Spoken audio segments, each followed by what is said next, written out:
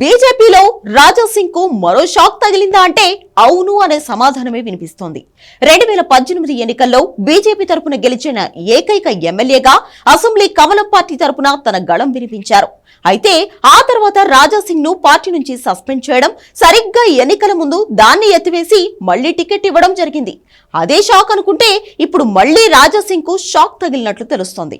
ప్రస్తుతం తెలంగాణలో అసెంబ్లీలో బీజేపీకి 8 మంది ఎమ్మెల్యేలు ఉన్నారు.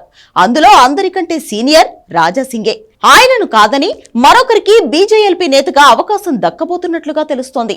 ఏలేటి మహేశ్వర్ రెడ్డిని తాత్కాలిక బీజేఎల్పీ లీడర్ గా అంగీకరిస్తూ మిగిలిన 7 బీజేపీ ఎమ్మెల్యేలు తమ సంతకాలతో కూడిన కాపీని స్పీకర్ కు అందజేశారు.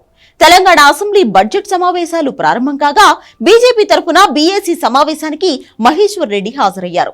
మహేశ్వర్ రెడ్డి నియామకంపై బీజేపీ హైకమాండ్ అధికారిక ప్రకటన చేయలేదు. దీనిపై త్వరలోనే ప్రకటన చేస్తారని తెలుస్తోంది. మహేశ్వర్ రెడ్డిని తాత్కాలిక బీజేఎల్పీ లీడర్ గా అంగీకరిస్తూ మిగిలిన 7 బీజేపీ ఎమ్మెల్యేలు తమ సంతకాలతో కూడిన కాపీని స్పీకర్ కు అందజేశారు. అయితే ఆదిలాబాద్ ఎమ్మెల్యే పాయల్ శంకర్ సంతకం చేసేందుకు నిరాకరించినట్లు సమాచారం. BJP state chief Kishan Reddy phone చేసి సర్ది చెప్పడంతో పాయల్ శంకర్ సంతకం చేశారని తెలుస్తోంది. ప్రస్తుతం బీజేపీకి అసెంబ్లీలో 8 మంది సభ్యులు ఉన్నారు. ఇందులో 6 ఎమ్మెల్యేలు ఫస్ట్ టైం అసెంబ్లీలో అడుగుపెట్టిన వారే. రాజాసింగ్ ఒక్కరే హ్యాట్రిక్ ఎమ్మెల్యే కాగా మహేశ్వర్ రెడ్డి 2009లో ఓసారి ఎమ్మెల్యేగా గెలిచారు.